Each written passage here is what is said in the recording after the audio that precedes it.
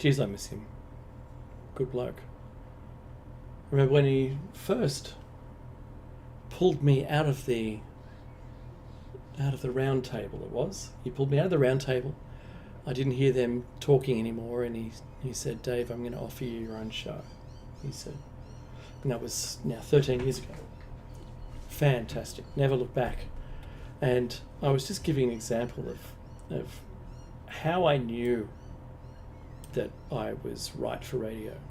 And it was, I had once had CEO. I was working, I reported directly to the CEO in an IT role, IT manager for the health fund it was. And he messaged me via, back then it was Skype or communications, something around the Microsoft Communications platform. And it wasn't email. It was like, kind of like Skype is now, but it was the version before it was called Skype, and it was Unified Communications something or other, I forget the title. Anyway, UCC. Anyway, so he messaged me and says, I need to see you in my office. So, sure. And I was working probably 40, 50 hours a week, and not just 40 hours in the office, but I was working and a whole bunch more time outside of hours and doing all sorts of whatever was needed. Anyway, so I stroll down to his office, I sit in his chair, and he looks over at me when I sit down. We get eye contact, and he goes back to his computer. There's two screens, and I can see that he's working on something. He's typing away and doing things, whatever it was.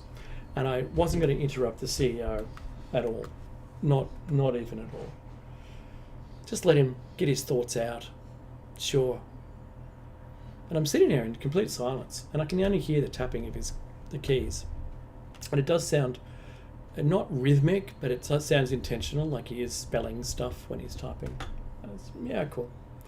I let him do that for a while, and then realizing that I have deadlines for my own, and pulling me away from those just means that I have to work back later, and I forget what day it was. I'm not sure if it was a Friday. I really don't care, but I'm sitting there and I'm boiling away on the inside. I'm doing the best I can to look calm, happy, relaxed.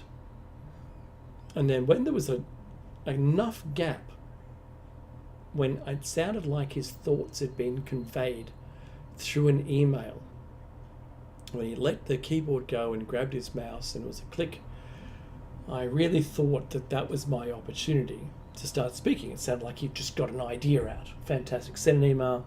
Done. My turn, I thought. And I said, look, I'm really sorry. It was Matthew at the time. I'm really sorry, Matthew, but I know you're busy. I'm busy. Your time's valuable.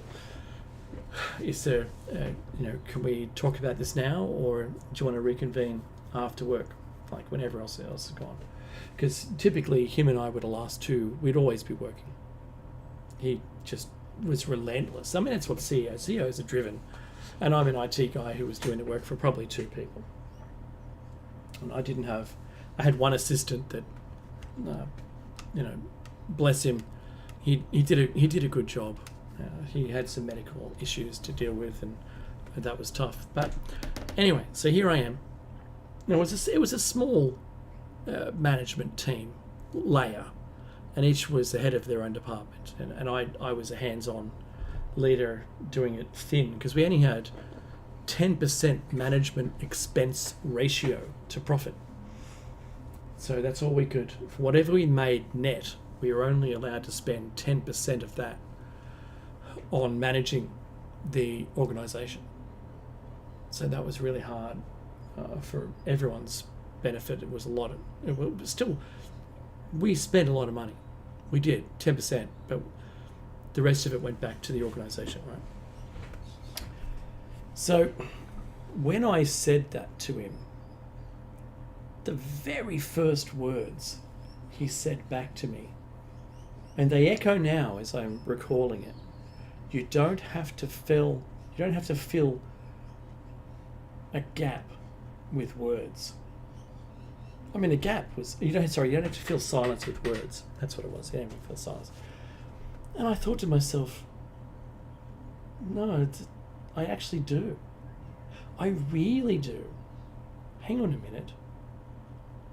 I'm compelled not to let a second be a gap in a conversation. When there's a couple of people, isn't that what we all do when we're all friends and we're chatting and you're contributing to the idea, or the conversation becomes like a snowball? It is built upon everyone's contributions. And the ball is a living entity. It isn't individually controlled by every member in the conversation. We all contribute to it, and the success of that conversation is how much we were able to add to it. Otherwise, you're doing what I'm doing right now. You've got a soapbox, right? That's what you're doing. So when he said that, I replied immediately after having a little thought about it. I said, actually, I think I do. And it was shortly after that I joined a round table. I had done some work on Sydney's premier FM station, Triple M. You're listening to Triple M. So I was more not a co-host. I won't say co-host, but I was more an off-sider who provided additional commentary.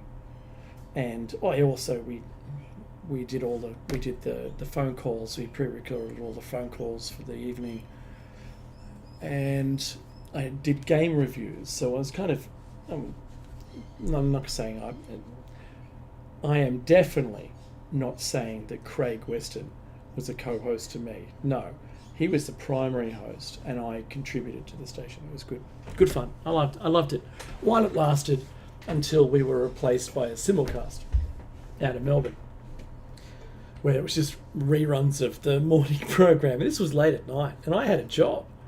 I had another job, like a well-paying job during the day, and this was a new thing for me to do, was to do radio, because I was already at that point, I would say, a musician. I did have some music played on air, and I was kind of hoping, although my genre of music, EDM, isn't something that this rock station would ever play, not in a pink fit. Pigs fly, hell freezes over. That's never going to be what Triple M does. And they've got their demographic, and my music didn't suit it. But I played a lot of computer games, and that was what got me in there. My friend used to do the website. Then I met all the people within Triple M, all the management. Even Wazza the Rock Dog was another. He was a famous character that worked there at the station. All the big names, Doug Mulray and I'm sorry, I can't remember the other names. But all the big names had different shifts. Never saw them. Doug had already been off air for a while. And this was around about 2000, the year 2000. So I had a lot of fun, and I learned a lot. I didn't get to control the board. They had a producer, full-time producer there. So you didn't even do the tapes, didn't run the ads. It was all pre-programmed like the DJ 3000. And between songs, people really didn't back announce anything. Everyone knew the songs that were on. So what Craig Weston did, though, he brought a guitar in, and his whole thing he would write a song during the day and then play it at night and see if people liked it. It's kind of like the guitar toting, he'd have a white hat. If he was in a Western, his name was Craig Weston. If he was in a Western, he'd wear white with a white hat and gleaming teeth. Fantastic fella. Anyway, so when that all got shut down, I don't know, I think he moved to Western Australia or something. I've not been able to find him on air or anywhere or any reference to him, but felt really, really fun guy. So I had that experience with the CEO, and then shortly after that, like a message from the future, this was like Cupid's arrow, this message from my CEO, who said, You don't have to fill silence with chat. And I strongly oppose that statement. And we're still friends. That CEO and I are still friends. I had lunch with him, I don't know, a year and a bit ago. Good guy. Still, I like the fellow. I would work for him again if he ever had a CEO post. And, yeah. Anyway, let's put it this way. It was shortly after that, kind of like message of my future being radioed back in time, that I called up Angela on her show and fell into a round table, and that turned into what we know today as Shiny Side Out. Not the round table didn't morph, but that was the timeline. Had that conversation, did the Triple M stuff. So first, I suppose, I wrote music. I was interviewed on air. I've been on TV, I think 7 times in different ways, from being a kid all the way up to now. And so I think it's 8 now. Yeah, it's 8. So done that. Then I had that conversation, and then I called up and Nighthawk. And the reason why I miss him is because he offered me a show, and I haven't looked back. I really haven't. I'd love sponsorship. I'd love, Mecky and I would love for this to turn corners and make something out of this, where we're watching others on YouTube being extraordinarily successful with a large team of people. And I'm looking at you, AJ, and I'm applauding how you've built what you've built. Well done. And that's from the Y Files. And we absolutely love the current iteration of and how Hecklefish has evolved into the character he has now.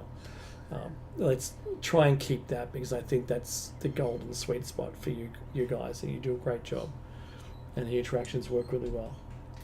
So that's what led me down this path. I never thought I'd be here. I really didn't. I didn't think that it was going to be something that I could have on my resume. I've been getting congratulations because I put it on my LinkedIn. A radio host. Oh yeah, I am. That's what I'm doing. And for everyone who's listening to this live, thank you very much. If you're listening to this on YouTube, don't forget any of our shows. You can comment. That's great. Do share it. Of course, this one is not specifically topical, because I'm filling in, because poor Mecky is trapped in the city. He can't escape the city because the car park he parked in, unknowingly, in advance of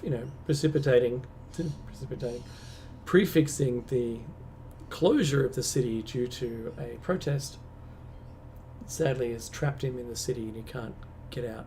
He's with his family, and I'm sure he'll escape home again, but there's not any update from our platform that we're talking together on. The last thing I asked him was, did you get out of the city? He says, not yet. So I'd like to see him make it home, but he doesn't have to. We'll catch up with him on Tuesday at 7 a.m. Eastern for Plato's Cave. Then Thursday, 7 a.m. Eastern, breakfast show with Dave and Mecky. It's called Plato's Cave. Do catch it. I do upload those as well to my YouTube channel. So if you want some archives there, or you can go to the station's archives. If you didn't know they exist. You can also go to the station to buy some merchandise, which is really cool. Help the station out. Do that, because there's things, I think, that are afoot in our society that may very well benefit you if you can find the merchandise on the site.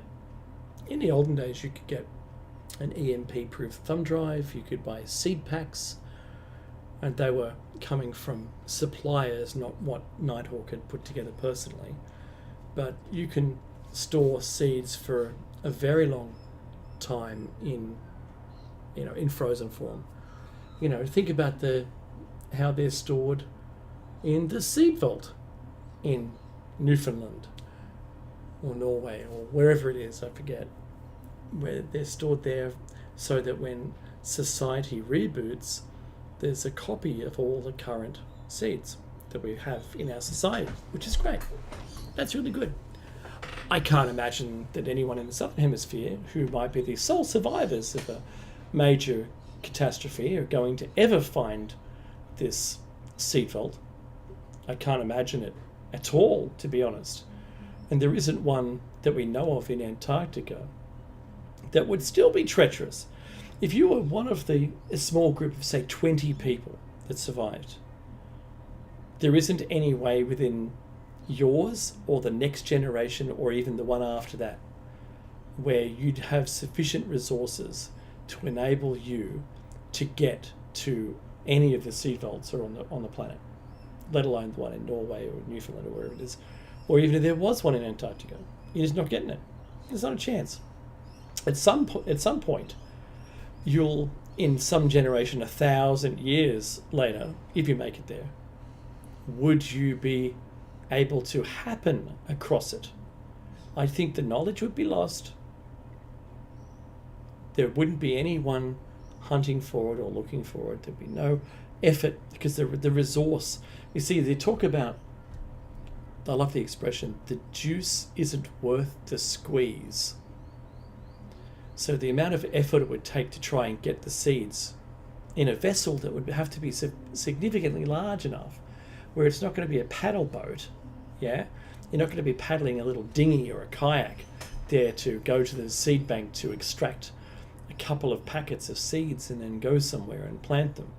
Because the distance you'd have to go to be able to plant them from the Arctic Circle you'd exhaust. If you had a kayak, forget it. You're never getting there. The amount of food you'd have to take with you in order to get there and back would be outrageous. So you don't have any control of the weather systems, not in this scenario. You're not going to know about those storm systems on their way to you because we've lost comms with satellites and whatever. And if this is the real need that you have to go there, if there was a meteor impact or a comet impact with Earth, that these seed banks would still exist. Fantastic.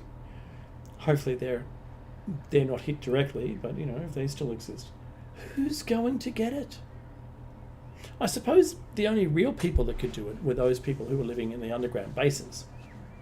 So the deep underground military bases of the world. If there was enough time where you could seal yourself in some underground, vault yourself, like the seed bank, and be able to live long enough to survive after the surface dwellers are all, eating each other or whatever, then you might have the resources to get there and come back and reboot civilization. There would be plants that would have survived, no dramas, not going to argue. Wheat will, I suppose, die to the ground as long as it's not, overwatered during the period when it's on the ground. If it's submerged under a silt layer, hopefully it becomes wet enough at some point to germinate again, and you could have a cycle where these massive wheat plantations that we currently have and barley, they just self-seed and go a bit mongrel. But let's say, didn't Bayer buy Monsanto? I think something, one of those, one bought the other. And so those genetically modified seeds that don't produce any offspring would be the end. They wouldn't self-germinate because they'd be incapable of doing it. They're genetically modified to not reproduce. So that could be a bit of a struggle, I reckon. That's my thought anyway on that. So seed vaults aside. All right. So imagine May 8th comes and goes and nothing happens at all. The crowds come and go, people take photos, it's business as usual or life as usual, LAU.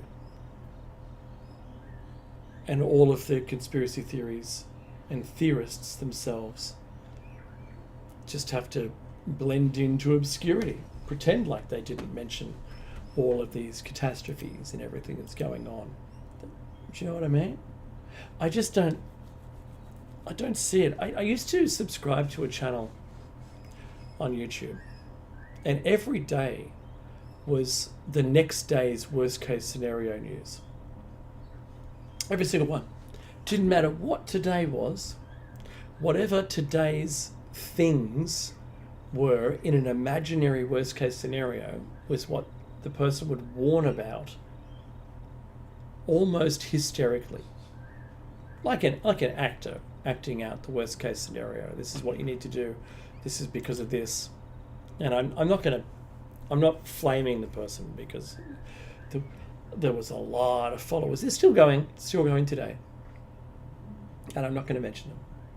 But I used to watch them before, as things were heating up. And it made sense, and a lot of things were true. A lot of things became true. And then, not so much. Predictions turned into investments for some reason. And then that became the priority. And if you know who I'm talking about, I don't need to say it. But that's really what disturbed me about it. And there's a channel that I can't stand watching, and I don't watch it, but daily or weekly. But every once in a while, I'm a little curious just to see what they put up, and I don't unsubscribe, and I watch it. And the news that they say is actually happening is completely fictitious. None of it's true.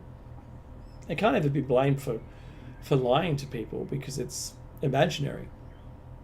And it's usually something about war somewhere. But the war isn't happening at all. I mean, there is no war. There isn't a war between the US and China. But the thumbnail will have battleships exploding their guns towards some enemy, and then there'll be a picture of one of the world leaders, and war started today or something. And every single day. It's like it's built by AI or something. This is where it started, well before AI was doing anything. And how do they have 1 million followers? Like, who's watching this? Who is believing what they're seeing? Don't get me wrong. I like war simulations, and I like, I forget the guy's name now. Something Mustang. There's a guy who plays, not paintball, but the gel blaster thing. He plays those things, and he's like in a ghillie suit, and I like watching that. I like people, exercising their skills for success. I like watching that. It's really good. And so far out. What's his name? Anyway, watching people just making completely fictitious rubbish does my head in. I like watching gaming videos. There's a channel which I'll support happily and openly. Gray Still Plays. If you don't know who that is, do watch his channel. He plays a selection of maybe 8 games or something like that. And those 8 games, out of all of those that he plays, I do like 2, The Sims and Happy Wheels. And Happy Wheels is, I think, a Java game that you can download. It kind of works in your browser. You can create levels, which he'll play if he can find them. So GSP, I dare you GSP or something, Gray Still Plays. And he'll play the game, and then you get the thing that you made. Is it a challenge to him or not? Can you find a backdoor to the game where you can still win, and then he'll play it the way you're meant to play it? Whatever it is, he's a champion at that. And his humour while he plays, I think, is the thing that's the most enjoyable for me.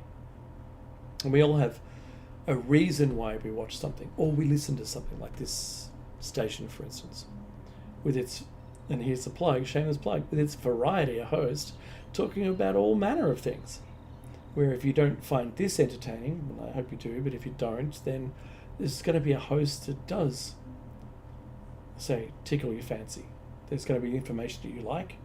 Maybe it's about a topic that we don't talk about, like raising horses or farming, or if you listen to any of the bumpers, there's a lot of hints there to different people's perspectives of the current world that we live in. they're not all doom and gloom. Neither are we. I was going to talk about the Kozyrev mirror, the time travel and remote viewing, and all the CIA papers that we found on remote viewing, and all the studies that Meki could find on those, which are just tremendous. And how remote viewing wasn't questioned whether it was real or not, but how was it so successful? And that's what we've been covering in the last 7 shows. This is meant to be the 8th, but I'm not gonna do it without Meki here at all. It's just me. It's just me. It's who I am. And the world, this crazy world. I can't believe we live in such a crazy world.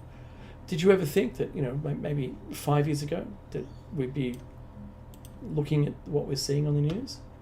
Did you ever think that, 10 years ago, it was 2014, wasn't it, when Russia annexed Crimea, and no one did anything? It's like, oh, I did that, it worked. No one stopped me. Right, I might get some more of that lovely Ukrainian land. Because remember, it's all about, to his own people, about killing the Nazis. That's what Putin said. And yeah, sure. He's just done another call for, I think, another 150,000 people or something to join the war, the conflict, to try and secure some more land. That's all it is. It's only securing the land. Now, I think Ukraine's going to get some F-16s, about 10% of them, having their pilots trained up, which should be good, but their ordnance are going to run out probably by the end of the month, this April. It's going to be a challenge. I mean, I don't know how you fight against an enemy if you don't have any ammunition, but we'll see. We'll see what happens. France has now backed down a little bit from its position of sending boots on the ground to fight, but rather changed its tact and has said, I know what we're going to do. It takes its tack, because you tack in a boat. He is going to use his military as advisors and trainers. I think that's going to stop him from getting bombed immediately. NATO, I think, is diverting some funds now, which is extraordinary. Diverting funds to Ukraine.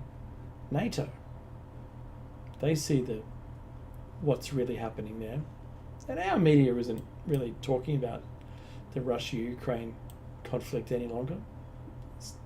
Why? I mean, it's still going on, isn't it? Remember the war on terror? Oh, that takes me back. 2001, I think it was. Yes. 2001 when that began, and it didn't end. It didn't end until pretty much COVID. So, and I say COVID, you know that I fought long and hard for it not to be called COVID, for it to be called SARS-CoV-2, because that's what the virus name is. It's got a V in the title, CoV, virus, 2. It was the second SARS, the first one was SARS-CoV-1. And the disease, COVID, the D is disease, and that's the symptoms that you show, you present, and that's why it's called COVID-19. And so that was reefed out of our hands, the SARS-CoV-2. Oh, people get confused. It's like a scientific name.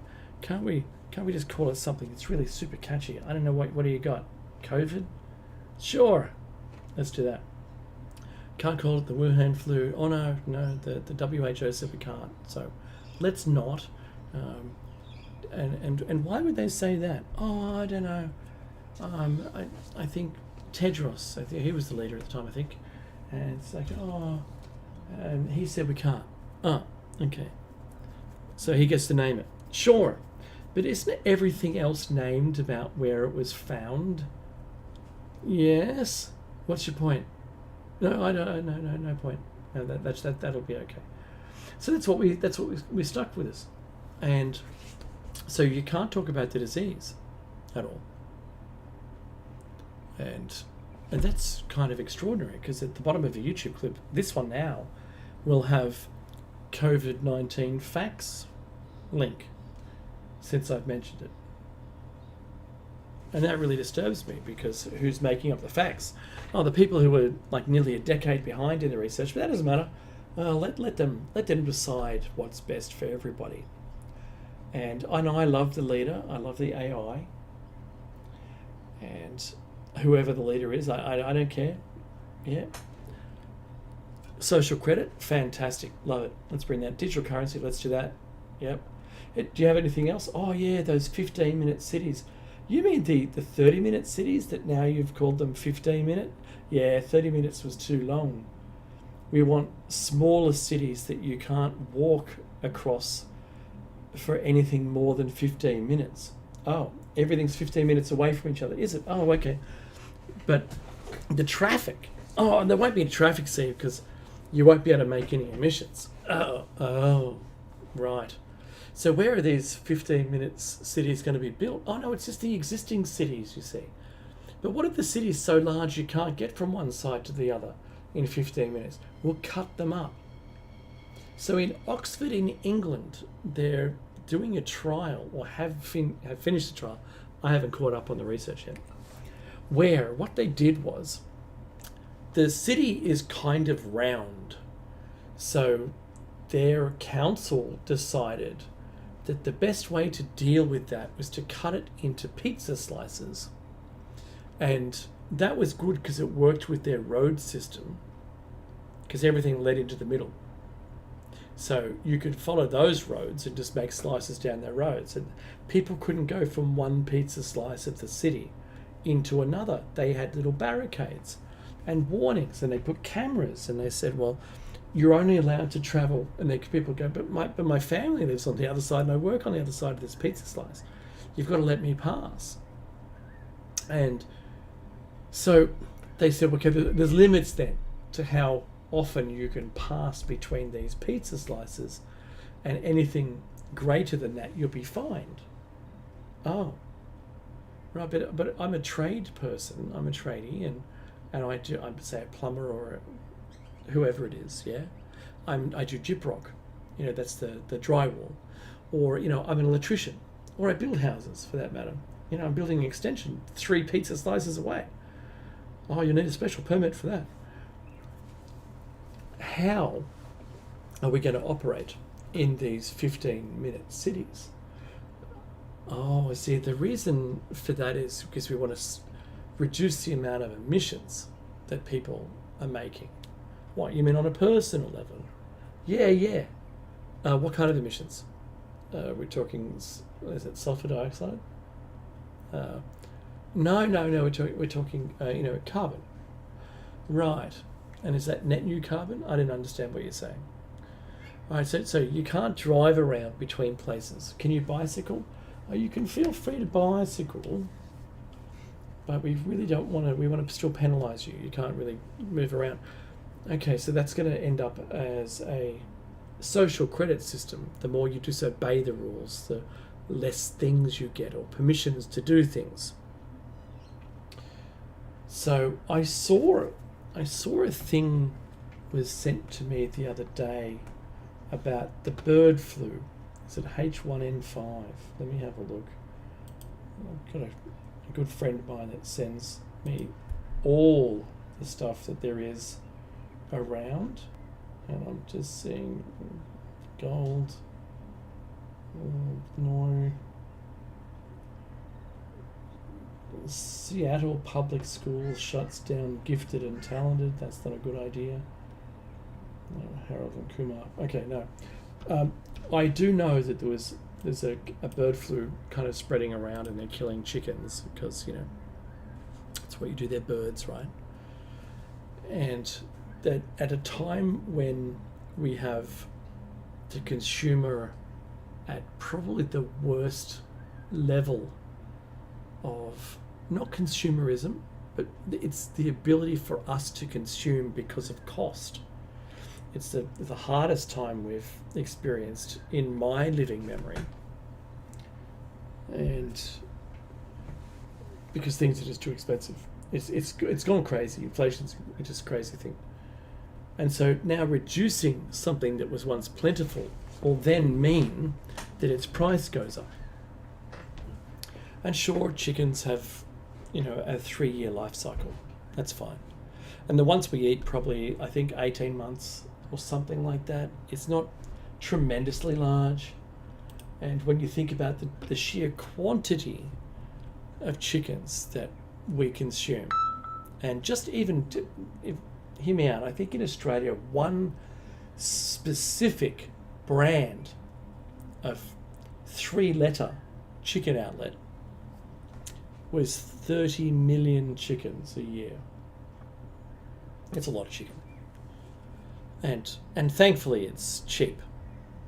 But when it isn't cheap, like when I was growing up, where it was cheaper to have, say pork chops or lamb chops or beef, those were the staples.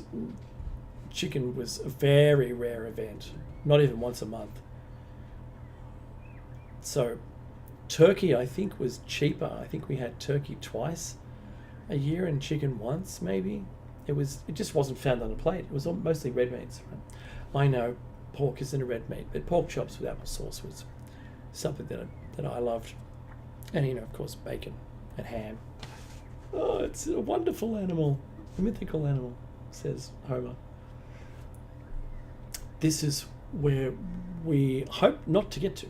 I hope we don't get to the point where chicken is then no longer affordable. I can't imagine what that specific brand would do if chickens became too expensive to sell in their brand, because it might be Kentucky Fried Grapefruit. I'm just making that up. I can't eat grapefruit. It might be something else. Imagine if they had to change it to KFT for turkey. If it was KFA, just avian, that would be funny. I try not to use brands, but I thought that would be funny if I did that. So, with the H1N5, I think that's what it was, and them killing chickens, and this is spreading. Is this yet another tool? Is this what's going on? I'm only asking a question. I'm not saying it's happening, because I don't know. Can anyone really answer the question who wasn't involved in it? Let's hope it really truly is only the thing that they're doing to mitigate, and that there's no other reason, no other reason for it. Just happenstance, it's happening now, and there you go, right? So, I don't know. I really don't know. There isn't much that we're going to see. Oh, here's a story about the eclipse I forgot to mention at the beginning of the first hour. This comes from hang on. I'll read the headline, and you can make your own mind up. 6 inmates who sued New York over prison lockdown will get to view the solar eclipse after all. So it's a positive, happy story. They really wanted to see it. So in short, 6 prisoners in New York State will be able to view next Monday, or it's actually tomorrow your time, the solar eclipse after suing the state's correctional department. Aww, that's fantastic. See, they couldn't just ask, is there a reason why you're giving a full lockdown? Why can't we see it? Oh, we're just locking you all down. Why is that? I don't know. It's easier. Why would you lock down the inmates during the eclipse? Was it dark? Don't they have FLIR? Can't they see where the inmates are anyway? Don't they have infrared? I don't know. It makes no sense. It's one of those. Why is that connected to the eclipse? Why? Why would you do that? I'd like for people to comment in this YouTube, because it's beyond me. Maybe it's above my pay grade. I didn't get that. Well, actually, I did get the Illuminati request to join invitation, but I know it was fraudulent, so it wasn't real. If it were real, that'd be good. Maybe I'd know more and I could talk more about all these things. Oh, horrific crash sees Australian star suffer fractures in his spine as Tour de France champ is rushed to hospital. That's awful. There's so many bad news stories here. I saw something fun. Kiss, the band. Great band. If you weren't part of Kiss Army, you weren't really living your teen years when I was growing up. I did have the poster behind my door, so I think it scared my mother a little too much. So it was on the wall, then I put it behind the door, so it was only there. She couldn't see it when the door was open. It made her happy. So on my wall was also the Lamborghini Countach, silver on a black background. Didn't I idle that car? And I still haven't got one. Nighthawk owned one. He said it was the worst car he's ever driven. You couldn't see out of it. You couldn't get into it. The mileage was terrible. And it was really uncomfortable. It didn't steer well. Hey, I'd still own it, even with all those drawbacks, because you don't know what I drive now. And yeah, I do love my car. I'm not going to ever say a hard word against it. I love my car. And if you know anything about cars and you live in America, then it was the Pontiac GTS or SS or something they made, which was actually an export of an Australian Commodore, a 2-door Commodore, and I've got a 4-door version of it. And if you know anything about the Commodore history and series, then you can find a VF SS Commodore Ute that became the Corvette. By the company used that, chopped it up. It's all GM. Chopped it up, moved the engine to the rear, and then that's where they started. They're 6.2 litre. Good on you. Do you like a sound of a V8? Even though I don't drive one. I have a supercharged V6. Oh boy. Now, Peter Brock's wife, Bev, passed away, which is a really sad story. I do really like Peter Brock's contribution to Australian motorsport. Complete champion, effortless for him, pretty much. He raced in so many decades, and has all sorts of records to his name. And he drove with one arm, your elbow on the windowsill of the car. And manual too, like a H pattern gearbox. He just drove. He was doing some fantastic laps with his arm on the window. Great, good on you. And he drove with an open face helmet too. He was an advocate of the Don't Drink and Drive program, and that his racing number, like if you know who Shane Van Gisbergen is, his registered number is 97. And he should never lose that. Doesn't matter what race he's in, he should always be driving under 97. Peter Brock was 05.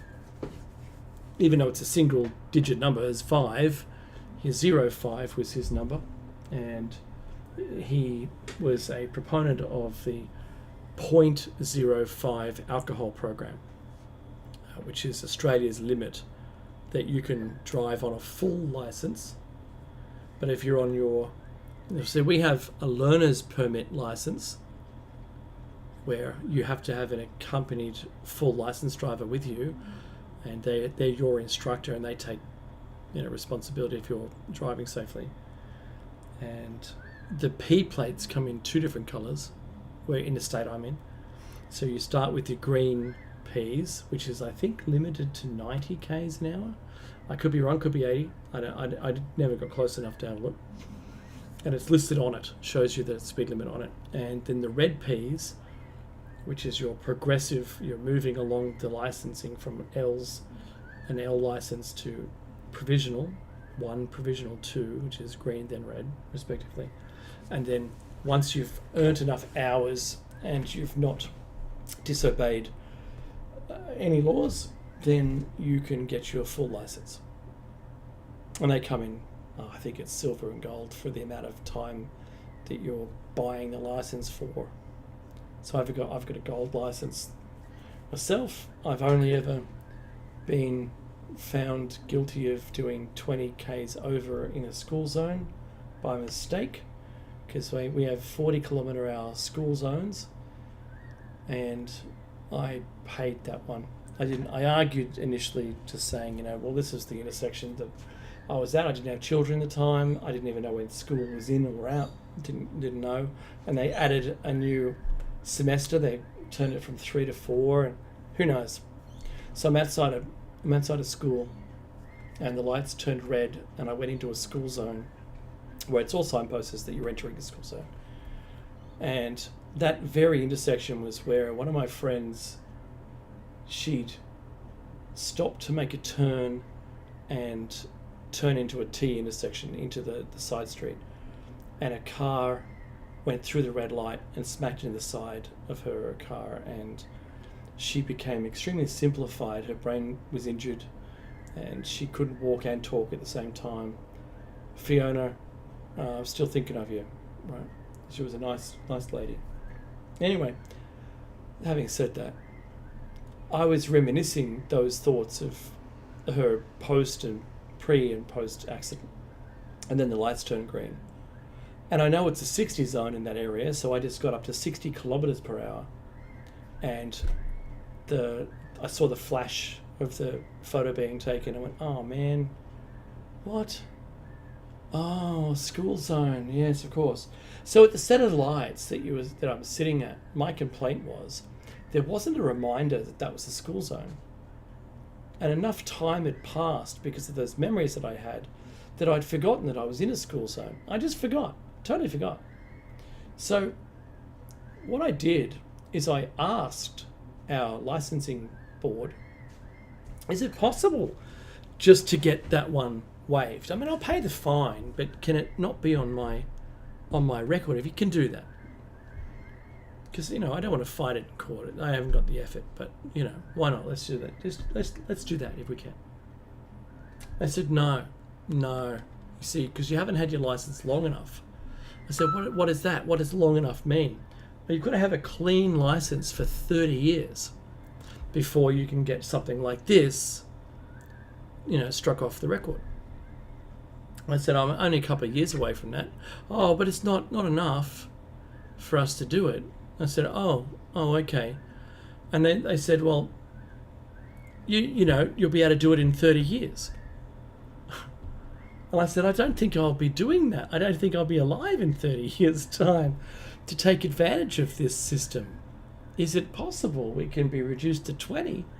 So you might get 2 of these in your lifetime. And they said, no, that's the rules. I said, well, thanks very much for helping. And not sarcastically, thanks for at least giving me a shot. And I paid the fine. And that's the only driving record that I have where I was found guilty of doing anything. I've had a parking fine, I think, once, where I parked in a clearway where the meter, my complaint, I even rang the council. I had a complaint with the council because it's a council-driven side of the street metering system that wouldn't accept any money. I parked the car, I looked at the sign, and it looked like it was a parking zone. So I went, oh cool, no worries. Put some money in the meter, and it wouldn't accept any money. And I go, well, the meter's broken. So I complained to the council, and the next thing I'd finished the work that I had to do. I came out, my car's gone, and I've gone, first, the meter wouldn't take my money, and now, really? My car's been stolen? So I walked down to the police station to report it, and they go, oh, did you have the Commodore? And I said, yeah. And this was where it was here? I said, yeah, here's my license. He said, you parked in a clearway. After a certain amount of, a certain hour of day, this turns into a completely parking-free zone, and your car's been towed around the corner. This is the address of it. You need to pay a fine. I said, oh, thank goodness it's not stolen. He goes, did you think it was a stolen off you? I said, yeah. I said, because the meter wouldn't take any money. He goes, the reason why the meter didn't take any money was because the clearway was going to commence within its allotted time that you can buy, or you're attempting to buy. Oh, really? I was in there for like 4 hours. He goes, yeah, it was only like the last 15 minutes or whatever. If you had an extra hour short, it would have accepted your money, and then, you know, your car probably still would have been towed because it would still be there. I go, yeah, I know. I said, the client asked me to do some more work when I was there. I didn't know about the clearway. When you're in a foreign town, do read the signs. That's my advice. Read the signs, understand entirely what they mean and what they mean to you. And so that's the only 2 traffic offences I've had. And I stick by it. I've got a good driving record, even though I think the thing that helps me is driving in iRacing. It's a racing platform online, and I've raced against some of the biggest names in physical, real-time racing, and I enjoy it, even though I'm not tremendous at it. I'm okay. You know, you persist. You know, people. I don't do the high risk, high gain activity. I do like to race and try to be as steady as possible and learn, and the racecraft is really important. But I get that out of me when I race online. On the street, no. I treat everything like I'm driving in pit lane. If you exceed the speed limit in pit lane, you could have a drive-through penalty. You could have maybe 30 seconds deducted from your place at the end of the race, or whatever the institution governing body for whatever racing that you do. So NASCAR, Shane Van Gisbergen recently exceeded the track limits and was given a 30-second penalty, and therefore his first place or second place win ended up 6th. Terrible. You don't want to do it. I mean, you don't. When I watch the track limits examples that everyone else did, I was like, whoa, that's pretty harsh on him, because everyone else was doing it. Crazy, right? So when you see my car, when the police see my car, they believe that there's a young teenager driving it because it's, I'm a car person, and it's not immaculate. It looks like those P plates that I talked about had fallen off. That's what it looks like. I don't have a lot of money. I can only do what I can afford. And yeah, it looks it looks entirely rough. But, where its goal is going to be will make this whole journey worthwhile. Right? For me, anyway. Hopefully some others will see and appreciate what I've done and like it. And I suppose that's something that a lot of car people have to tackle with. They do it because they're interested in doing it. It's a hobby, and they're pursuing that hobby to whatever it takes to get that done. And I'm doing the same thing. And I'll take rhetoric now, and I don't care. I've seen people drive rusted out, well, they call them rat rods. That's where it looks completely terrible compared to like someone who drives a mint version of the vehicle, where the paint is immaculate. Looks like it's not come off the production line today. It looks like it's been put into a spray booth and sprayed by the professionals at the top of their game as far as spray painting is concerned. Perfect. Not a single blemish on the entire vehicle, no stone chips, not even a fingerprint on the glossy finish of the car. You see them parked up at the car meets, and what a tremendous effort people have put in to get that car from however they first acquired it to that. I totally admire it. And you should too if you see a beautifully turned out car. But if you see a car next to it that has none of the beauty, the physical beauty on the outside, but what's in it is better than the one that looks physically beautiful, right? Then you should also admire that car for what that person's done. And in the rat rod category of people's cars, that's something else. It really is. It's an amazing thing to see that someone has built something that is intentionally that way. Oh my goodness, there's the end. Well, guess what? This has been Solo Dave for 2 hours, Coming up next is Jer Bear's awesome show, After Hours. And do join into the chat room to chat to him online. Listen to his groovy tunes. He can't play them all because we're not a music station. You know, but what we're going to do is we're going to see you on Tuesday and Thursday morning at 7 a.m. Eastern, and yet again to shut us that out next Sunday, where I'll be broadcasting from home, from dark and country. Take care and stay safe, everyone.